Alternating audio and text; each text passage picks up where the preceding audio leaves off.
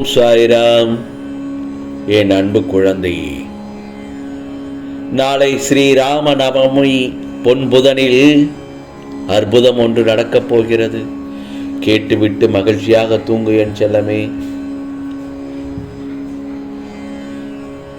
என் செல்ல குழந்தையை பாதுகாப்பதை என் கடமையாக எண்ணுகிறேன்.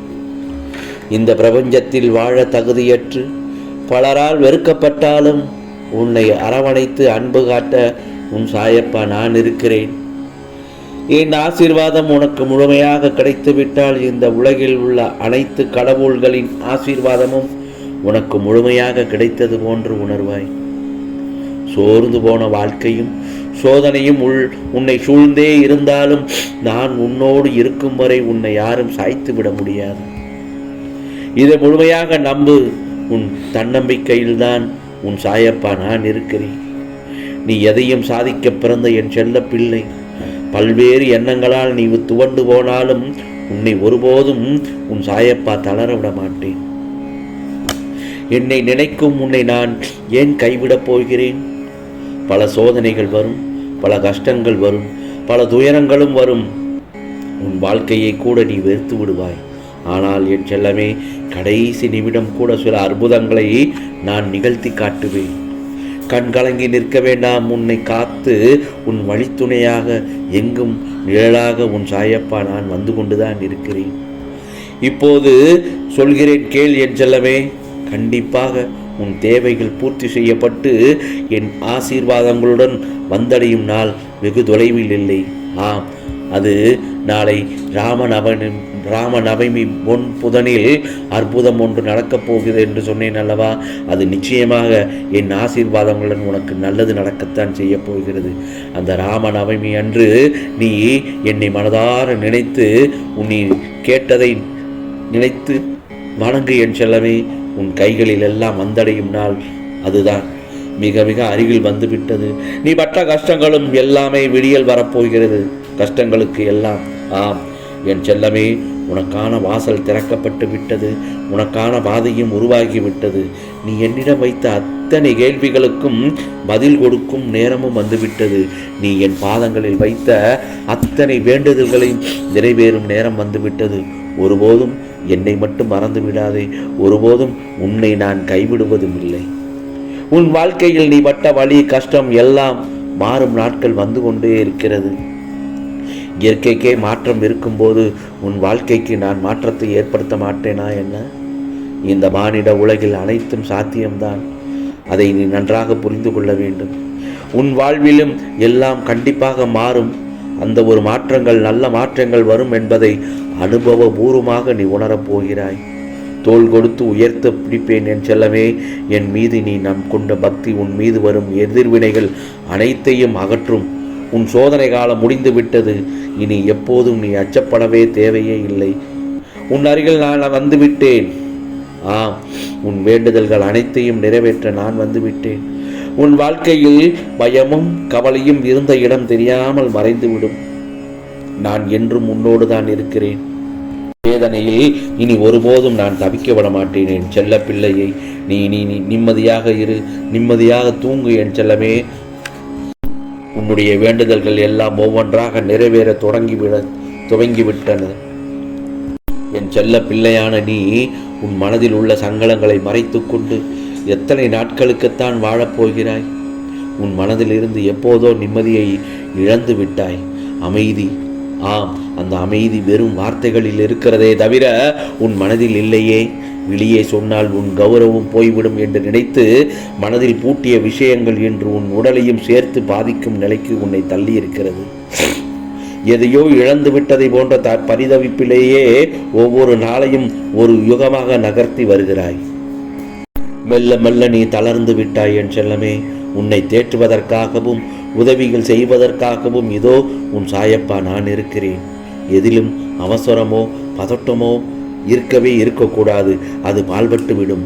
உன் மனதை சுக்குநூறாக நொறுக்கிவிடும்.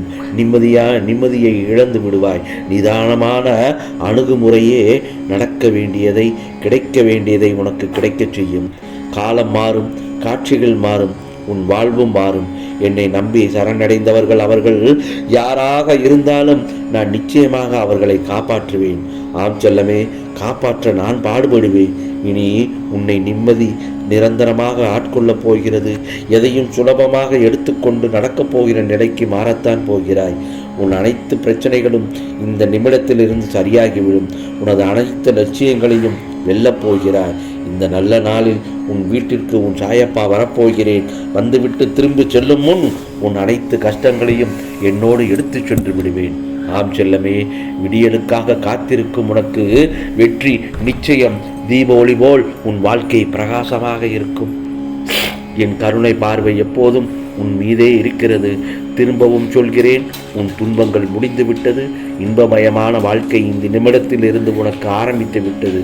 உனக்கான வெற்றி பாதையை இந்த நிமிடத்தில் இருந்து நான் உருவாக்கி தரப்போகிறேன். அந்த வெற்றி பாதையில் என் விரல் பிடித்து நடந்து வா. இனி எல்லாம் உனக்கு சாதகமாகவே நடக்கும். என் வார்த்தைகளை எந்த அளவுக்கு உறுதியாக நம்புகிறாயோ அந்த அளவிற்கு கூடிய விரைவில் உனக்கானது நன்மைகள் சீக்கிரமாக நடக்கும். என் செல்லமே, கவலைப்படாதே. இந்த நிலை கூடிய விரைவில் மாறும். இந்த இக்கட்டான சூழ்நிலையை என் துணையோடு கடந்து வரப்போகிறாய். மலைபோல் இன்றிருக்கும் பிரச்சனைகள் எல்லாம் பனிபோல் கரைந்து உருகத்தான் போகிறது. நன்றி சாயப்பா, நன்றி சாயப்பா என்ற எனக்கு கூற ஓடோடி வருவாய். எனக்கு நன்றி சொல்ல தைரியமாக இரு, அதே சமயத்தில் கவனமாகவும் இரு. இந்த சூழ்நிலையில் இருந்து விரைவில் கடந்து வந்து விடுவாய். இனி உனக்கு நன்மையான விஷயங்கள் நடக்கப் போகிறது என் செல்லமே. சாயப்பா, ஏன் எனக்கு மட்டும் இப்படி மற்ற எல்லோரும் நன்றாக இருக்கிறார்களே என்று தானே யோசிக்கிறாய்? நான் உனக்கு ஒரு கதை சொல்கிறேன். காய்ந்த மரம் தானே கல்லடி விடும்? நல்லவர்களுக்குத்தானே சோதனை வரும். அப்படி என்றால் நல்லவராக இருந்தால் கல்லடி படுமா என கேட்கிறாய். சரி, இதையும் கேள். காய்ந்த மரம் பழுத்த பழங்களை சுமந்து நிற்கும். அப்போது கல் எறிந்து பழங்களை உதிர வைப்பார்கள். கல்லடி படும்போது வலிக்கும் தான், ஆனால் பழங்கள் கீழே உதிர்ந்தால் மரத்தின் சுமை வெகுவாக குறைந்து விடுமல்லவா? இதுதான் இதன் தத்துவம். இன்று நல்லவனாக இருப்பதால், அதாவது காய்ந்த மரமாக இருப்பதால் உன் முன் ஜென்ம பாவங்களாக பழுத்த பழங்கள் கல்லடி என்ற சோதனைகளால் உதிர்க்கப்படுகின்றன. இன்று உனக்கு அது வலித்தாலும் பாவங்கள் தீர்க்கப்பட்டு சுகமான எதிர்காலம், நல்ல எதிர்காலம் உனக்கு மட்டுமல்ல உன் சந்ததிக்கும் உன் தலைமுறைக்குமே காத்திருக்கிறது. இப்போது கூறு பார்க்கலாம். என் காய்ந்த மரமே கல்லடி வலிக்கிறதா? இல்லைதானே? வசந்தமான எதிர்காலத்திற்கு இன்று கொஞ்சம் வலிகளை ஏற்கிறாய். ஆனால் உனக்கு ஒன்று தெரியுமா? எப்பொழுது நீ என்னை சரணடைந்தாயோ அன்றே உன் வழிகளை நானும் சேர்ந்தே சுமக்கிறேன். அதை முதலில் தெரிந்து கொள். அதனால் உன் சுமைகளை எப்போதும் முழுவதுமாக இறக்கி வைத்துவிட்டு ஆனந்த எதிர்காலத்திற்காக பொறுமையாக காத்திரு. விரைவில் அனைத்தும் நன்மையாக மாறும். உனது வலியும் வேதனையும் விரைவில் முடிவுக்கு வரும். என்னை முழுவதுமாக சரணடைந்து விடு. ஆம் செல்லமே, நாளை ராமநவமியில் உனக்கானது எல்லாம் நல்லதாகத்தான் நடக்கப் போகிறது. ஆம், நாளைய பொழுது நல்ல பொழுதாக விடியும். ஆம், நல்லதே நடக்கும், நல்லதே நடக்கும். ஓம் சாய்ராம், ஓம் சாய்ராம். ராம்ஜி அருள் கிடைக்கட்டும்.